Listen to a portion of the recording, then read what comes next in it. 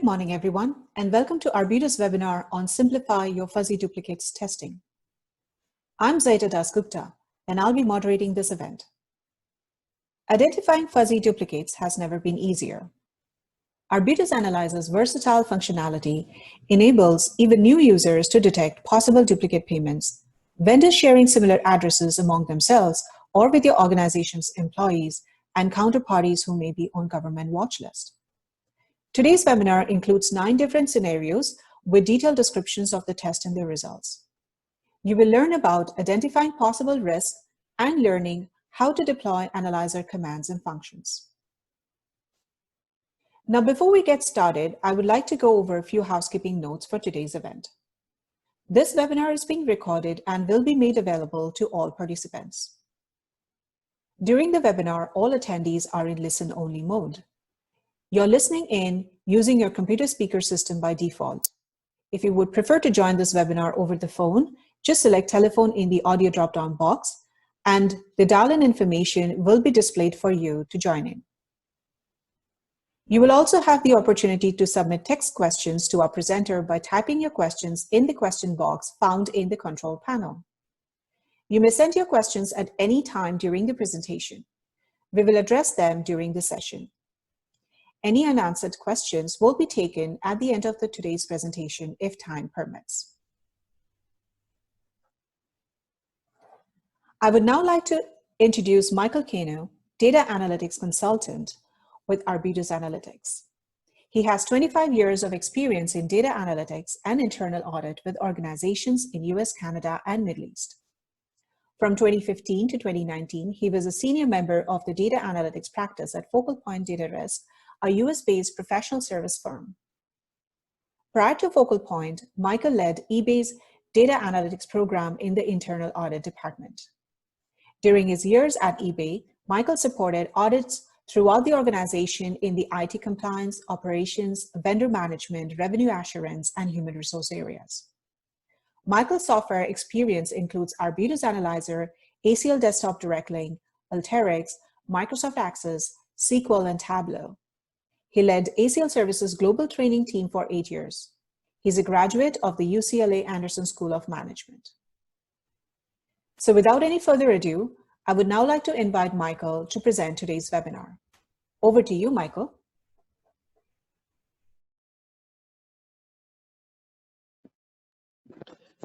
Thank you for the introduction, Zaita.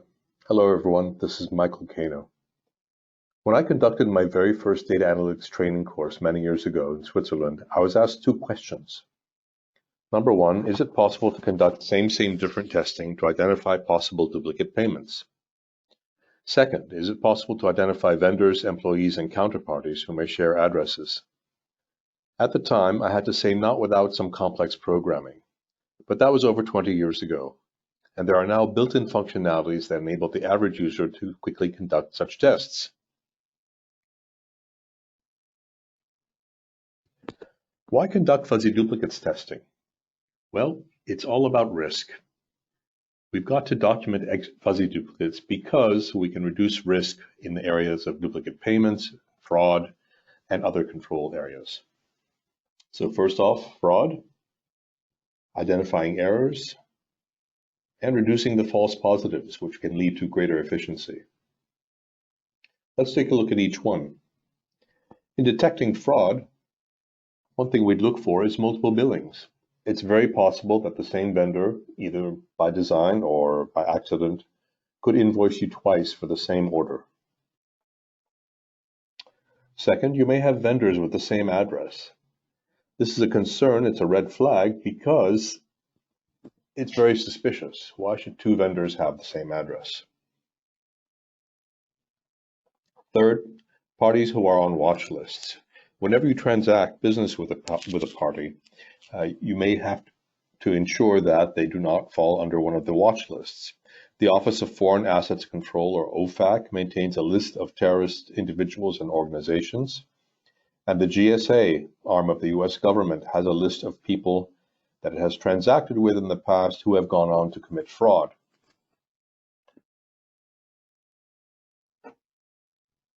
Identifying errors. Input errors are the most common. Inevitably, somewhere, someone has had to input the data we're processing. And it's possible there's an error made at that level. Second, optical character recognition, or OCR. This is used in scanning documents to transform the images on the documents to data that can be added to a database. Now, OCR is not foolproof. It can misidentify the letter O as a 0, the number 1 as an L, or a capital I as a 1 or an L. Another possible source of error is the lack of synchronization of multiple databases. This can occur in any organization. The larger the organization, the more databases there will be, the more synchronizing there needs to be. So if your HR database is not synchronized with your Active Directory database, there could be an issue. Finally, operator fatigue. Data input is tedious, time-consuming, and it's very possible that by the end of the day, they might say, fine, I'll just input these as quickly as possible without checking them. Reducing false positives. This means less time will be spent on dead ends. If you can limit the number of possible exceptions you've discovered to a very small number, you're not wasting your time. You're spending your time on high-value work. It increases your efficiency as well. If you can conduct more audits in a given time period, the department overall will be more efficient. This can come through automated analytics. Where you have weak or absent controls, you may require continuous auditing and monitoring. Scripted solutions allow to use complex algorithms to run against the data to mitigate the risks of weak or absent controls. Automation of best practices ensures consistency and adds to your efficiency. So once you've developed the best approach to detecting exceptions, keep it in a script, automate it, and the same algorithm will be used every single time. Right now, there are powerful DA tools that include functionality that make such sophisticated testing and detection possible. In Arbutus, we've got two classes of analytic functionality. In functions, which are part of the expression builder, we've got at least 7 functions that can be used to detect fuzzy duplicates. Normalize, sort, normalize, format, include, exclude, near, similar, and difference. As far as commands go, the duplicates command is very powerful with some new enhancements with different, near, and similar parameters. The join command can also be used in conjunction with the duplicates and the functions to help detect fuzzy duplicates. Fuzzy search functions are located in the expression builder. If you select the fuzzy search section of the functions on the right, it'll show you all the functions that can be used to detect fuzzy duplicates. For the duplicates command, it's been enhanced with the addition of same, different, near, and similar parameters. And we'll take a look at how we use those later. So when you're looking at fuzzy duplicates, you may have this sort of situation. Let's look at the top row. One database has the address on the left, let's say it's the vendors. The other database on the right could be from the OFAC database. Are these the same addresses? Well, it's very possible that they are exactly the same physical location, but you can see that they're not entered exactly the same way. So the one on the left, as far as your computing system is concerned, is not the same as the one on the right. The second address, 125 5th Street East, again, it's possibly the same address, but the text is not identical as text. And you can see in the last two examples where there's a difference of one character. There's a character missing from the address on the right that's in the address on the left. When normalizing data, you can use the normalize function against the vendor address field and reference a substitution file. The substitution file in this case, addr2.txt, consists of lists of standard address words such as street, avenue, and so forth that have been entered in all their different permutations with a substitution of, let's say, ST for street and ST for STRT. So in this way, the address on the left, 16023 40th Way South, will be rendered as 16023 40th Way S. So what does the normalize function do? First, it gets rid of all non-alphabetic and numeric characters. It converts everything to uppercase. It gets rid of any accents or diacritical marks. And then it does the transformation. So it looks up the word south in the address.to.text table and transformed it into an S. Similarly, with number 105, 1470 Boston Street, it transforms that into 105, 1470 Boston ST. That's not always enough. So there's always the sort normalize function, which does exactly what normalize does with one added twist. It sorts the components of the address into reverse alphabetical order.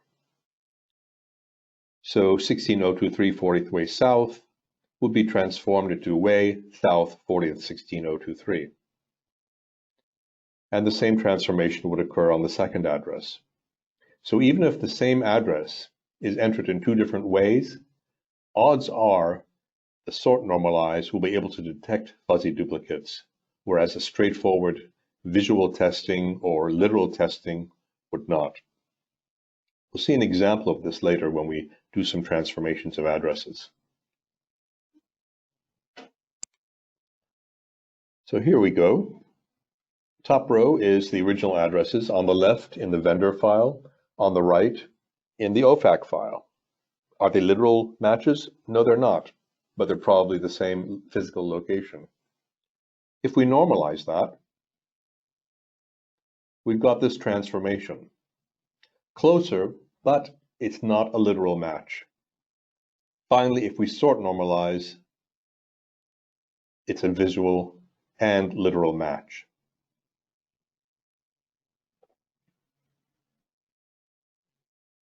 We can do the same thing with words. For instance, we can transform names.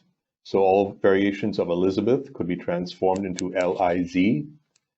And the same thing could be done with male names, of course.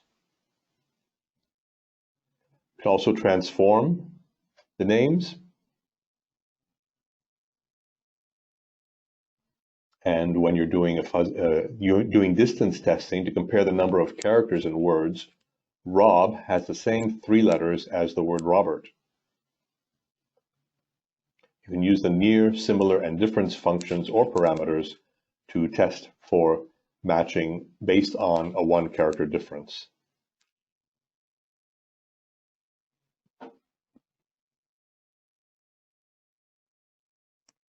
And you can use the near and similar functions to do the same thing. The near function will look for character fields where they're within, let's say, 1 or 2 characters of each other's. For numeric fields, it looks for numeric proximities, looking for transactions, for instance, that might be within $10 of each other. And for date fields, it can look for dates within a certain number of days of each other. The similar is a bit more powerful. For character fields, it'll look for visually similar characters, such as the 1, the L, and the I. Today we'll be conducting some tests of duplicates, fuzzy duplicates. We'll see examples from payments, vendors, and employee data. First, we'll look at identical duplicate payments. Second, duplicate payments with near dates. Duplicate payments with near amounts and dates. Duplicate payments with similar invoice numbers. Duplicate vendor addresses. Duplicate or similar Vendor-OFAC address matches. Duplicate and similar Vendor-OFAC addresses based on a word match percent. Similar vendor phone numbers. And similar employee names, HR versus P-card. So the first one we'll look at is for identical duplicate payments. It's always a good practice to start with looking for exact duplicates. This can narrow down a list of records to be tested for fuzzy duplicates. So in this case, we'll be looking for same date, same vendor, same amount, same product number, and same invoice number.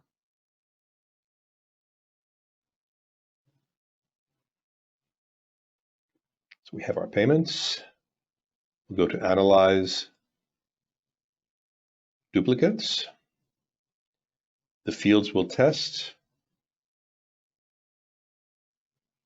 vendor number, transaction date, product number, and amount.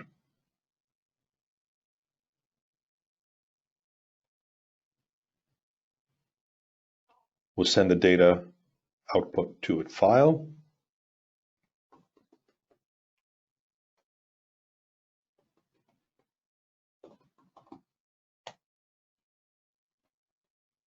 And it found two. Same vendor, same date, same product number, same amount.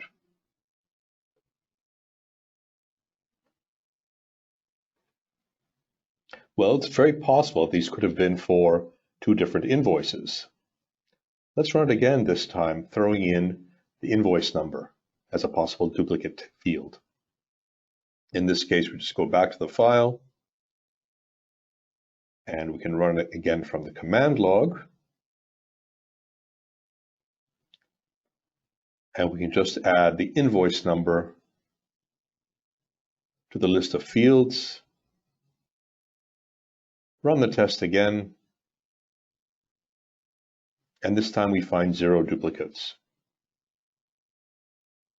So we're confident there are no literal identical payments. For the second test, let's look for duplicate payments with near dates.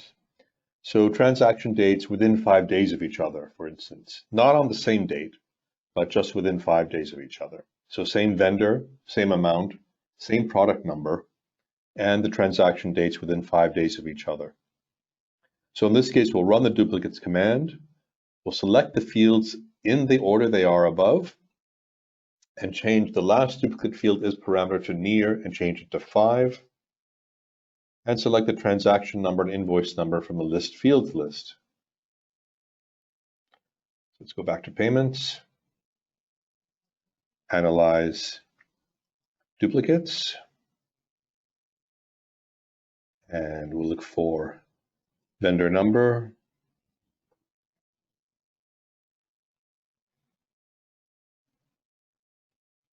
product number, amount, transaction date.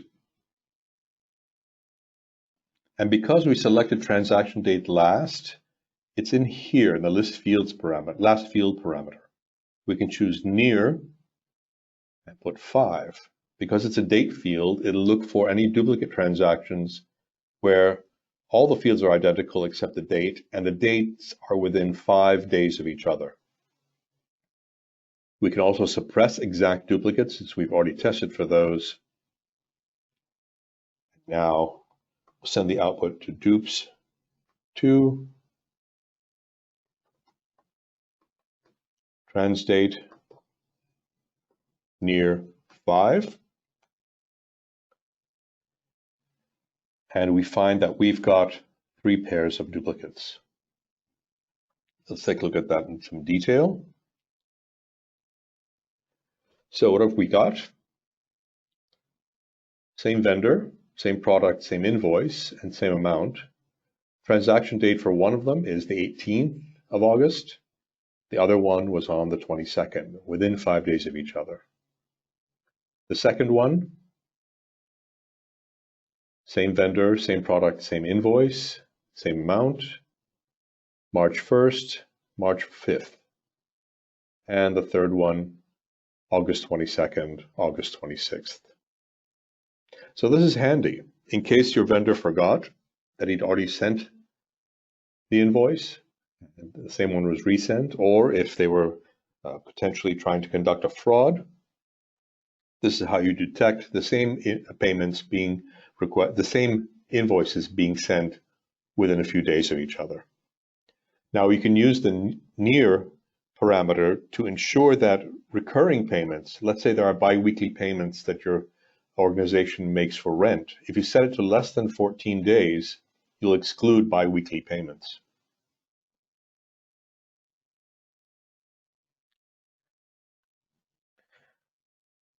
For the third test, we'll look at duplicate payments with near amounts and dates. So in this case, the same vendor, same product number, and amounts within $10. So we should run the duplicates command, selecting those three fields in that order in the fields for test for duplicates. We'll change the last duplicate field is parameter to near and change the value to 10.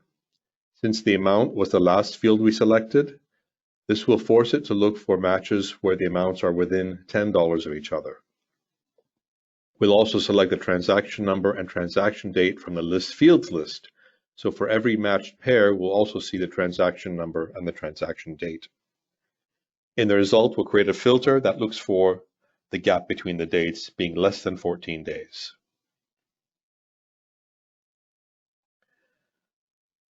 So analyze, duplicates, same vendor, same product, and amount. Then here, since the amount was the last field we selected, we'll choose the near parameter, 10 for $10. And we'll list the transaction number and the transaction date. Send the output to a file.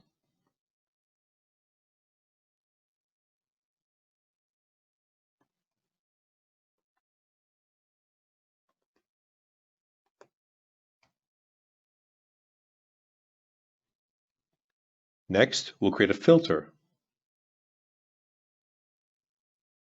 We'll look for the gap between the transaction dates. We'll use the absolute value function here. Take the difference between the transaction dates, and we'll look for the gap being less than 14 days. Let's count them. And the result is 7,252 records. So we've reduced the number of exceptions we need to test.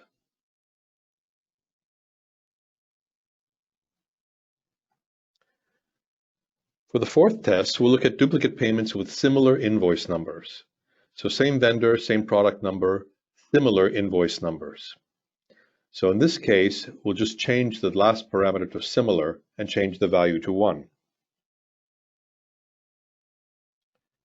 So go back to the payments, analyze, duplicates, vendor number,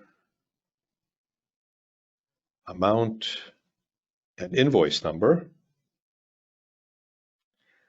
And we'll check the similar parameter, make it 1, suppress exact duplicates, and let's list all the fields.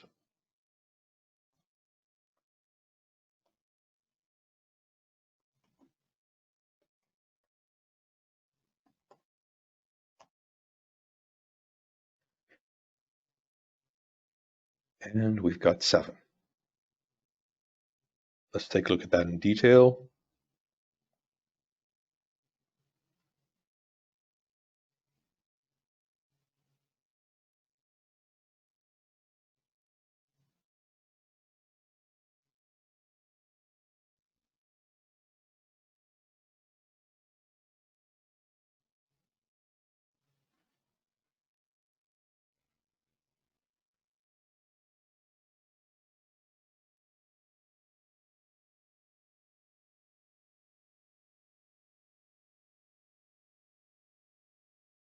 So vendor, product number, invoice number.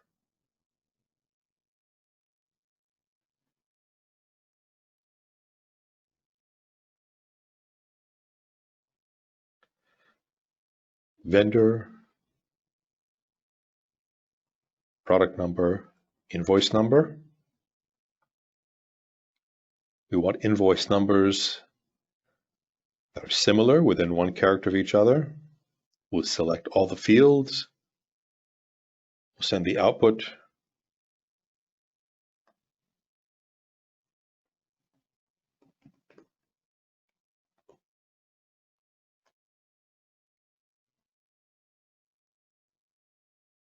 And we've got 63 records in the output. Here are 3 that are very similar. One invoice number is on the left, then other one is on the right. So 113933 is similar to 1-13933. The mistaking identity of the 1 for an L in this case, or an I. So that's true in all 3 possible matches. So this is handy. I've seen many instances where there are invoice numbers that are similar, where they might have, let's say, an A appended to the second instance of the similar invoice number.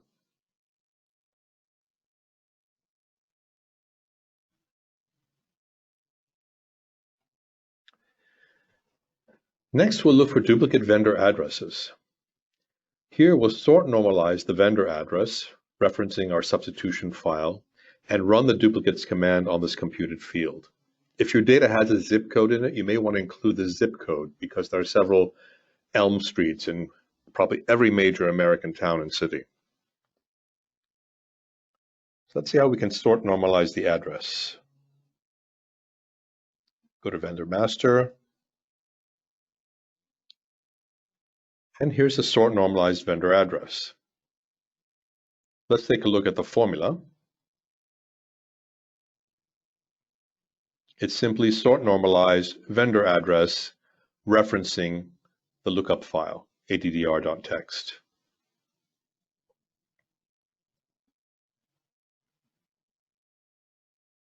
So just for proof of concept, let's run a standard duplicates test against the vendor address as it is.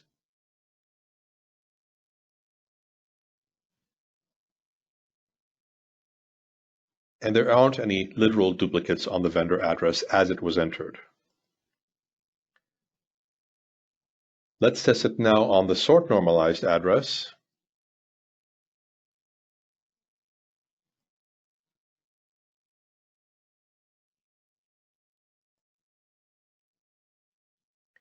And let's include the vendor number, the address in the output.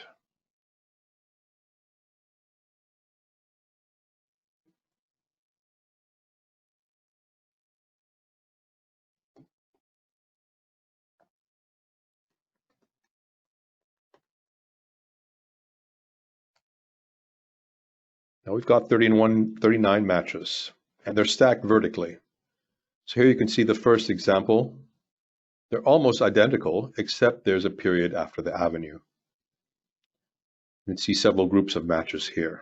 Some have more than one possible match. So here these 3 vendors have the same address. Let's take a look at some interesting results. The Lindbergh Boulevard addresses, all entered on the right in one format that does not match, but when they're sort normalized, there are 3 matches. The second set, the Greenway Parkway addresses, are more interesting. They're more complex. The first one has the building number, the abbreviation for East, the number sign, and then 200, whereas the second one has 200 dash the address. And how were they normalized? On the left, we see the normalized address. They were normalized. When they're normalized, they look identical to each other, and they were detected. So remember, the first time we did a literal test, there were no duplicates. Now we're finding several duplicates. So far, we've been looking at duplicates in one file. What happens if you want to compare duplicates across 2 different files? In this case, we'll look at how we compare the vendor address to the addresses on the OFAC address list. The first step is create computed fields to sort normalize the vendor and the OFAC addresses. We'll also make sure that our US addresses are only included in the OFAC data. Having a smaller file against which to run a test makes it more efficient. We'll then run a many-to-many join using the computed fields as the key fields. We'll add a filter to the join that looks for addresses that are within one character of each other.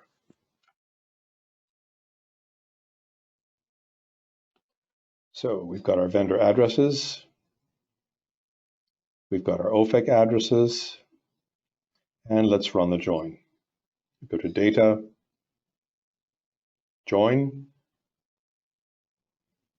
The corresponding file is the vendor address file. We're doing it many-to-many. And the filter will be to look for those only where the difference in the sort normalized address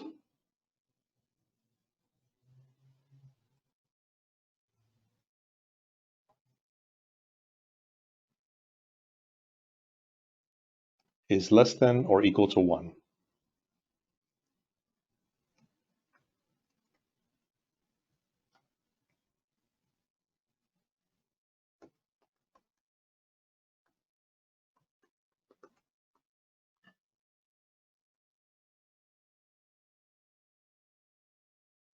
And there we are, 15 possible matches. Let's take a look at those in detail. You can see for the first match, it's an absolute match. The addresses were exactly identical. If we look at the third record, 5599 Northwest 23rd against 5519 Northwest 23rd, there's a difference of 1 character. So that falls within the filter that we put.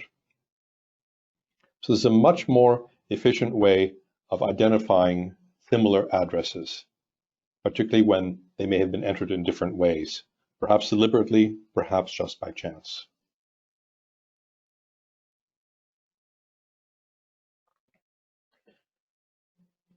We've seen how we can test for duplicate or similar addresses in a single file. Now, what about comparing addresses between 2 files? So here, for instance, we have vendor addresses that we want to compare against the OFAC watch list. We can also use the word match test. The word match test will calculate the number of common words between all possible normalized address pairs. It then calculates the percent match for each address, which is the number of common words divided by the total number of words.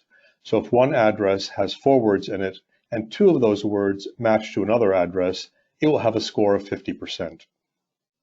This will be done for both the vendor address and the OFAC address. Then the 2 scores will be averaged out to give you an overall match score. So the final output will include exact matches and all other matches where the match score is greater than or equal to 75%. So this one will be run with a script.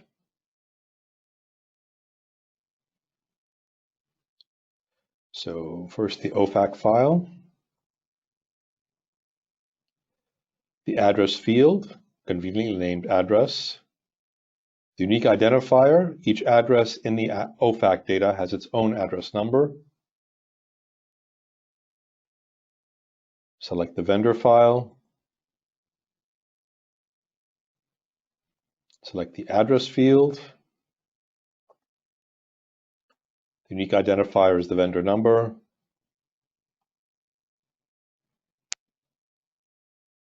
And we let it run. There are 16 matched pairs.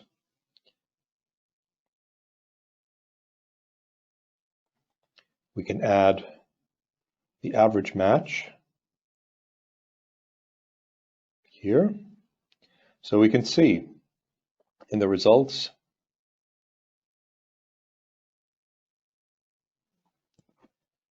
the first 2 addresses, the OFAC address and the vendor address, each have 3 words, and the 3 words are common to both. So the match score is 100%.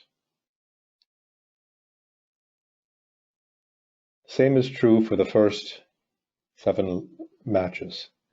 The 8th match, they're identical when they're sort normalized, with one exception. There's one word, 45th in the vendor address, 44th in the OFAC address, that does not match. So 4 out of the 5 words in each address match, that's an 80% match. Down here we have 5599 and 5519. The other three words match out of 4. That's a 75% match.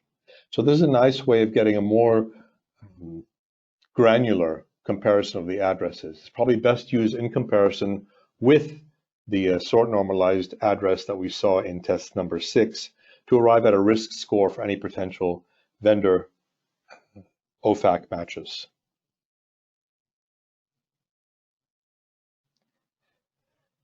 Next, we'll look at similar vendor phone numbers. Now, phone numbers are text, and they can be entered in different ways. If we want to compare and detect vendor phone numbers that are immediately following each other, such as one ending in 7119, the next one ending in 7118, they're right next to each other. If all the other digits are the same except for the last one, we'd like to detect it. The way we do that is by creating a computed field to convert the phone numbers to numeric values. We remove all non-numeric characters, convert to a numeric value, and then execute duplicates on the new field. So if we go to vendor master, and here's the vendor phone number transformed. We can see the transformation in this computed field, exactly like the formula we had on the slide. And now we'll run the duplicates command. So the duplicates will be on the new phone number field, near with a value of 1, suppress exact duplicates, and let's just list the vendor number.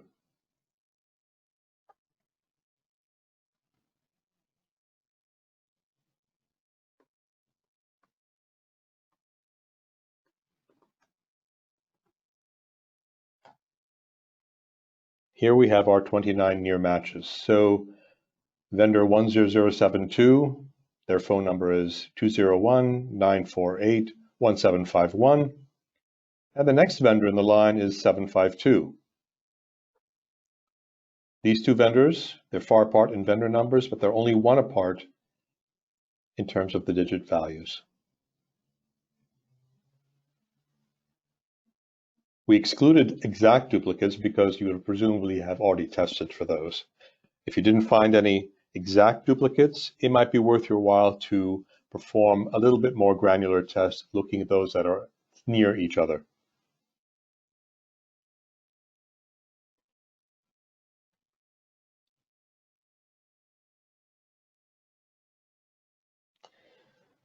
Similar employee names. It often happens that databases might not be in sync as far as the names are concerned. So those could be due to misspellings, marriage status, or the default way a name is treated. So for instance, it could be von space Bülow in one file and von Bülow all as one word in the second. So in this case, the P-card list doesn't always include the employee number, just the first and last name in addition to the last 4 digits of the card. The last 4 digits of the card are not unique. So testing them against each other can lead you to identify some as being false negatives. So what you do there is you transform the names to get rid of the intervening blanks and to harmonize them into single words. So in this case, for instance, let's look at the card list. That's where we have the von Bülow name. So the P-card list. Here's Paul von Bülow. There's a space between the two. If we want to look at the P-card transactions, let's find those where the last name contains Bülow, and we can see it's all done as one word. So to harmonize these, in the P-card list, we could create a computed field.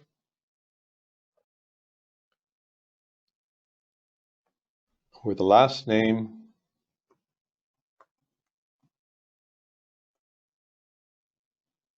convert everything to uppercase.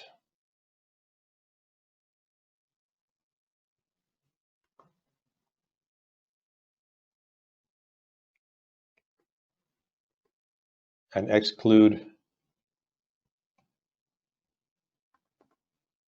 blanks.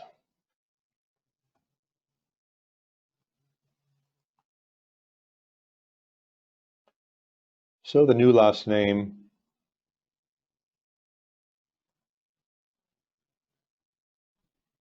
would look like that for Mr. Von Bülow. If you did this in both files, then you could do a many-to-many join, match join based on the last four of the card, the first name, and the last name new. It might be worth it also to upgrade the first name.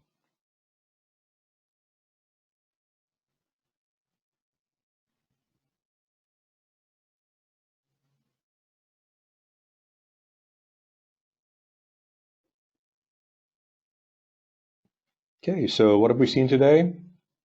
We need to identify data where manual input has occurred or where a counterparty has provided input. You want to make sure, before you do any duplicates testing, that there aren't any anomalies that could be due to the way the data is input. You want to test those fields for consistency. You can use the format function to do that. So you can use the format function, for instance, to test to see what formats are there in the data. So here, for instance, we look at the OFAC addresses, and we have the address number, and that's how we want to test that to see, are they all numeric? Do they contain anything besides numerics? Well, we can do that by using classify. On an expression, we can use the format function against the address number and classify on the format. That'll show us that we have several formats. Some are 5 digits, some are 4, 3, 2, or 1 digit. It's important to find out if this is consistent with our experience with this data. So before you do any matching, any joining, any testing of duplicates, make sure that your format is consistent. You could do that, for instance, looking at the vendor master file. You want to see, are the phone numbers entered consistently using a pattern? So the raw phone number, as it is in the data,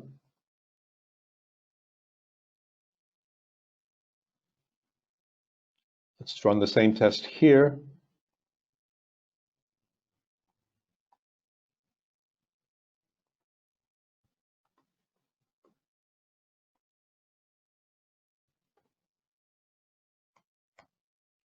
And we can see, we're expecting to see 10-digit phone numbers, but we're seeing a lot more that are not complete.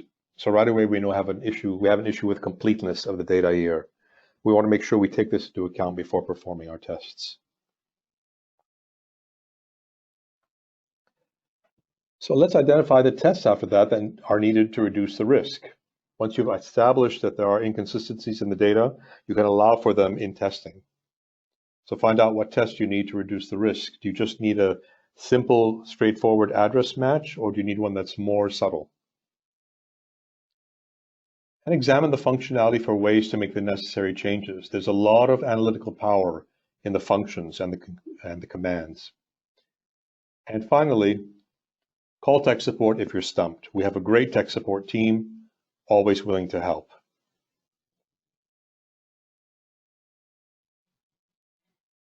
If you have any questions, feel free to email me. Get in touch with me either through my email or on LinkedIn.